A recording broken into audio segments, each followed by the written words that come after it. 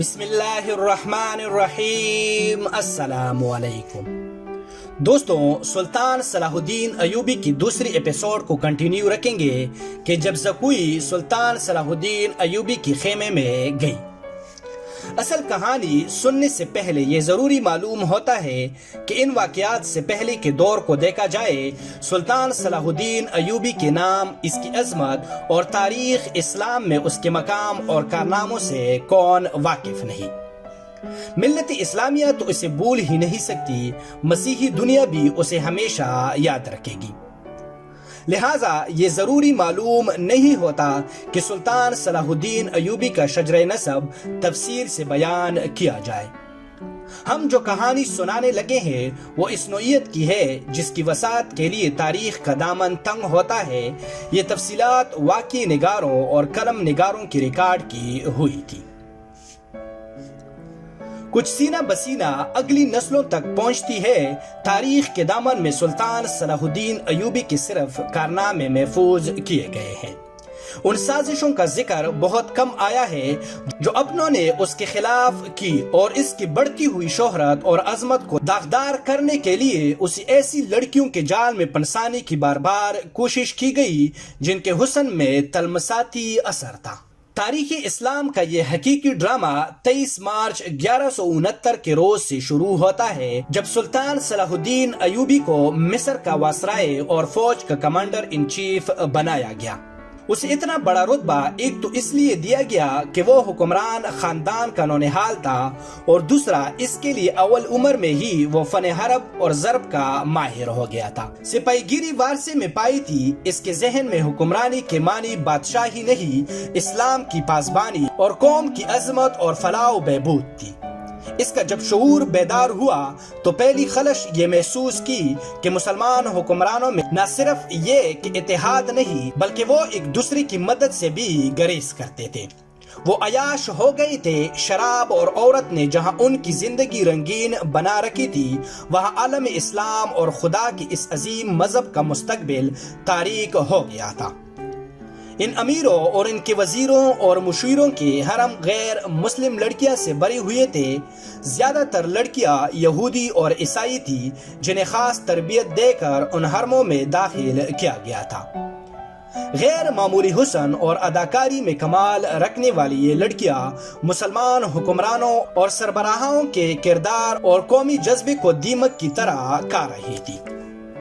اس کا نتیجہ یہ تھا کہ صلیبی، جن میں فرنگی خاص طور پر قابل ذکر ہے، مسلمانوں کی سلطنتوں کے ٹکڑے ہڑپ کرتے چلے جا رہے تھے، اور بعض مسلم حکمران فرنگی کو سالانہ ٹیکس یا جزیہ ادا کر رہے تھے جس کی حیثیت غنڈہ ٹیکس کی سی تھی۔ صلیبی اپنی جنگی قوت کے رعب سے اور چھوٹے موٹے حملوں سے حکمرانوں کو ڈراتے رہتے، کچھ علاقے پر قبضہ کر لیتے، تعاون اور ٹیکس وصول کرتے تھے۔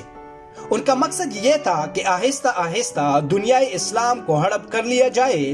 مسلمان حکمران اپنی رعایا کا خون چوس کر ٹیکس دیتے رہتے تھے۔ ان کا مقصد یہ تھا کہ انہیں عیش و عشرت پر پریشان نہ کیا جائے۔ ناظرین کرام، فرقہ پرستی کے بیچ بو دیے گئے تھے۔ ان میں سب سے زیادہ خطرناک فرقہ حسن بن صبا کا تھا، جو سلطان صلاح الدین ایوبی کی جوانی سے ایک صدی پہلے معرض وجود میں آیا تھا۔ یہ مفاد پرستوں کا فرقہ تھا، بے حد خطرناک اور پرسرار تھا۔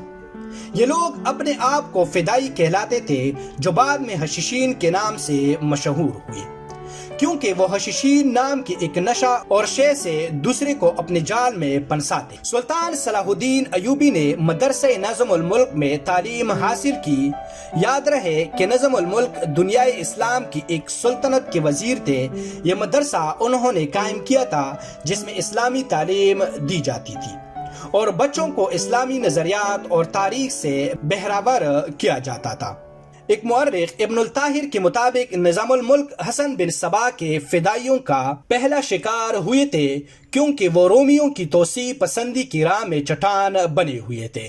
رومیوں نے 1091 میں انہیں فدائیوں کے ہاتھ قتل کر دیا۔ ان کا مدرسہ قائم رہا۔ سلطان صلاح الدین ایوبی نے وہی تعلیم حاصل کی۔ اسی عمر میں اس نے سپاہی گیری کی تربیت اپنے بزرگوں سے لی۔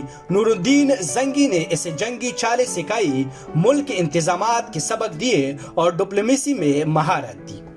اس تعلیم اور تربیت نے اس کے اندر وہ جذبہ پیدا کر دیا جس نے آگے چل کر اسے صلیبیوں کے لیے بجلی بنا دیا۔ جوانی میں ہی اس نے وہ ذہانت اور اہلیت حاصل کر لی تھی جو ایک سالار اعظم کے لیے ضروری ہوتی ہے۔ سلطان صلاح الدین ایوبی نے فن حرب اور ضرب میں جاسوسی، انٹیلیجنس، کمانڈر اور گوریلا آپریشن کو خصوصی اہمیت دی۔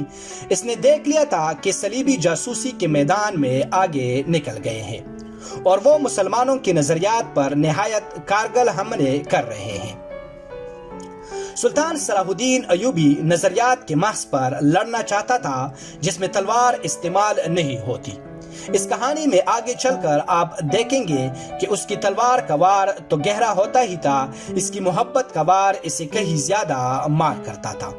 اس کے لیے تحمل اور بردباری کی ضرورت ہوتی ہے جو اس نے اول عمر میں ہی اپنے آپ میں پیدا کر لی تھی۔ اسے جب مصر کا وائسرائے اور کمانڈر ان چیف بنا کر مصر بھیجا گیا تو ان سینئر آفیسروں نے ہنگامہ برپا کر دیا جو اس عہدے کی آس لگائے بیٹھے تھے۔ ان کی نگاہ میں سلطان صلاح الدین ایوبی ابھی طفل مکتب کا تھا، مگر اس طفل مکتب نے جب ان کا سامنا کیا، اس کی باتیں سنی تو ان کا احتجاج سر پکڑ گیا۔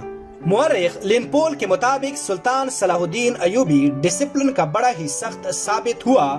اس نے تفریح، عیاشی اور آرام کو اپنے لیے، اپنی فوج کے لیے حرام قرار دے دیا۔ اس نے اپنی دماغی اور جسمانی قوتوں کو صرف اس مقصد پر مرکوز کر دیا کہ سلطنت اسلامیہ کو مستحکم کرنا ہے اور صلیبیوں کو اس سرزمین سے نکالنا ہے۔ فلسطین پر وہ ہر قیمت پر قبضہ کرنا چاہتا تھا۔ اس نے یہی مقصد اپنی فوج کو دیے۔ مصر کا وائسرائے بن کر اس نے کہا، خدا نے مجھے مصر کی سرزمین دی ہے، اس کی ذات باری مجھے فلسطین بھی ضرور عطا کرے گی۔ مگر مصر پہنچ کر اس پر انکشاف ہوا کہ اس کا مقابلہ صرف صلیبیوں سے نہیں بلکہ اپنے مسلمان بھائیوں نے اس کی راہ میں بڑے بڑے حسین جال بچھا رکھے تھے جو صلیبیوں کے عزائم اور جنگی قوتوں سے زیادہ خطرناک تھے۔ انشاءاللہ تیسرے ایپیسوڈ کو کنٹینیو رکھیں گے کہ مسلمانوں نے سلطان صلاح الدین ایوبی کی راہ میں کتنے رکاوٹیں ڈال دی تھی۔